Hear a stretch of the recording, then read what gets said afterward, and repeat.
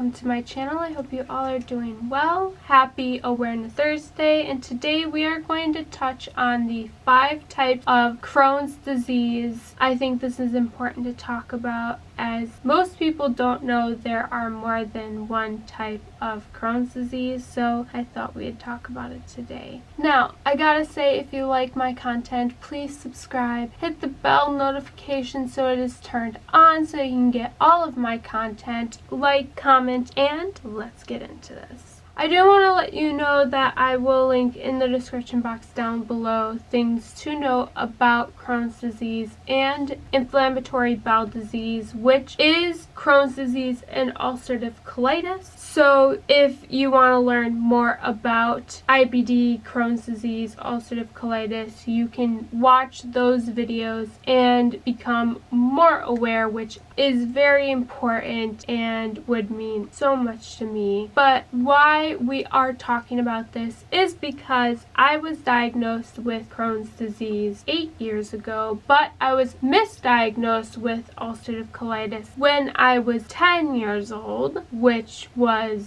17, nope, I'm not 27 anymore, which was 19 years ago, and yeah, that was quite a long time ago. So something most people don't know about Crohn's disease is there are, like I said, 5 types of Crohn's disease, and Crohn's disease affects more than 3 million people, and that number is increasing. And you can actually have more than one type of Crohn's disease. So, what is Crohn's disease? Well, let me give you a short version. 1, it is an autoimmune disease, which means your body is attacking itself. But it is an infection that attacks any part of your digestive tract from your mouth to your anus. And one of the ways they determine the difference between Crohn's disease and ulcerative colitis is the disease pattern. So, the big thing about Crohn's disease is the disease pattern is patches of disease and healthy tissue, or it's also known as skipping. So, like I said, there'll be parts of disease and then mixed in with parts of healthy tissue. So, what are the 5 types of Crohn's disease? Well, the first one is ileocolitis, and we will break down all 5 of these and talk a little bit about them. Number 2 is ileitis. Number 3 is gastroduodenal Crohn's disease. Number 4 is jejunoileitis, and number 5 is commonly known as Crohn's colitis. Let's break down these different types of Crohn's disease. We're going to begin with number 1, which is ileocolitis. And this affects the last segment of the small intestine called the ileum. And this not only is the last segment of the small intestine, but also goes along with the top part of the colon, which, if you do not know, the colon is also the large intestine. They're the same thing. Some symptoms of ileocolitis is diarrhea, cramping, abdominal pain, and weight loss. Let's move on to number 2, which is ileitis, which a little fact when it comes to these type of words, this is is probably not going to help you in your daily life at all. But it's something that I found interesting and was important when I was working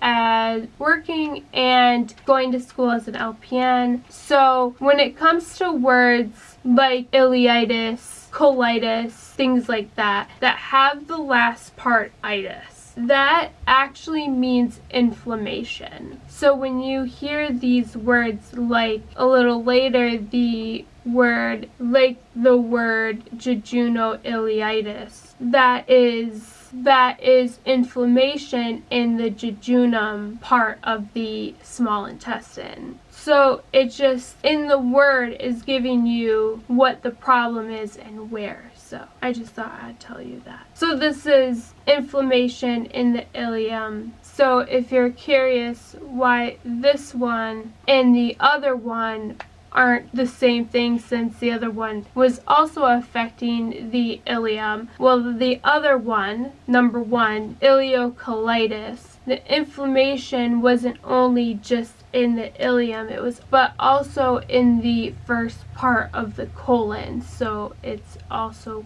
called a colitis because it's affecting the top part of the colon. It's affecting more than just the ileum, where this one, ileitis, is just affecting the ileum. I hope that makes sense.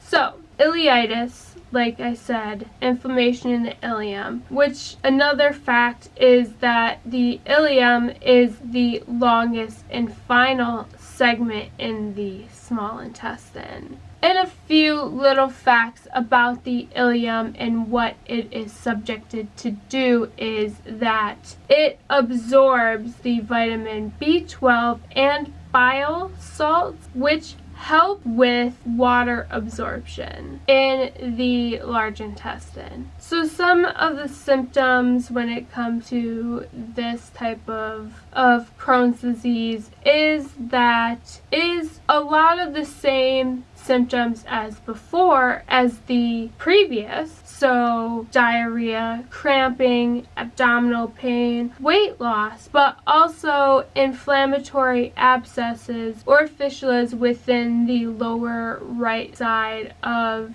your abdomen. So a reminder of what Crohn's disease is and why, say, the first one, ileocolitis, isn't ulcerative colitis instead of Crohn's disease, strictly because ulcerative colitis affects the large intestine, your colon, and ileocolitis is within the colon and says colitis in it.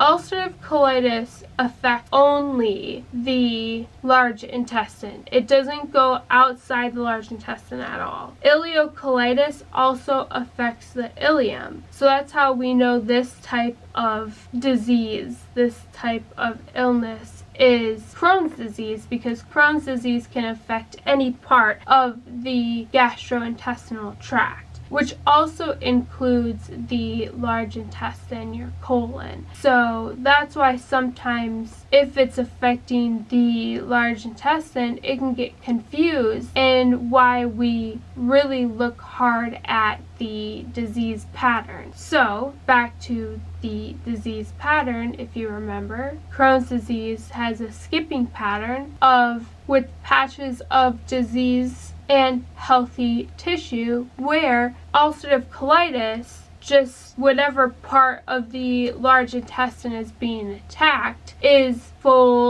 just completely diseased. So say it is the top part of the colon, then it is just complete disease. It is not patchy. So I hope that makes sense as well. So the next one, I think I might have said wrong earlier, but it's gastroduodenal, which affects the stomach and the first part of the small intestine, which is called the duodenum. So when the food enters the stomach and mixes with the stomach acid, then moves to the duodenum. So what happens here is that the food enters the stomach. It mixes with the stomach acid, then moves into the duodenum. There, food further mixes with the digestive juices and bile. This is a key part of absorbing minerals, vitamins, and other nutrients.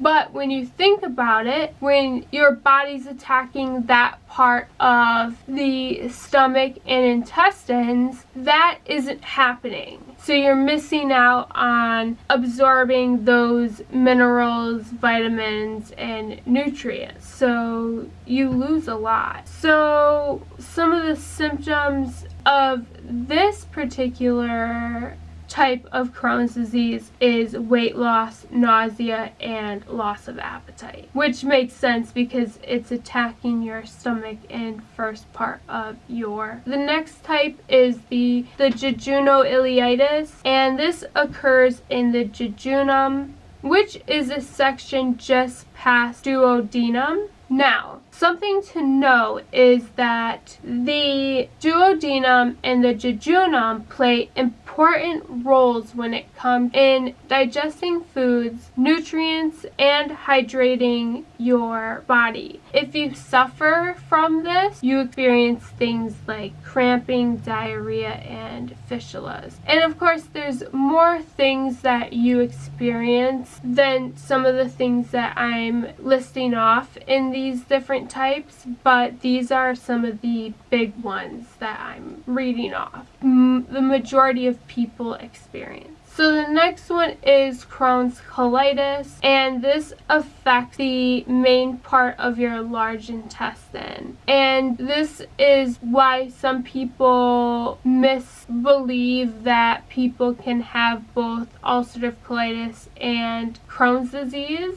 and things like that, simply because some people have a Crohn's disease type that is within the large intestine, and it is called Crohn's colitis. And at the end of the day, it is Crohn's disease. It is not a form of ulcerative colitis. It is just Crohn's disease affecting your large intestine. Some of the symptoms that are experienced are abscesses, fistulas, ulcers, as well as diarrhea, joint pain, and rectal bleeding. And another part that can be affected from Crohn's colitis is having disease towards the anus, so I thought I'd add that one in. All these, again, much like Crohn's disease, and is that there is no cure. The best way to treat them is by medication or a immunosuppressant medication.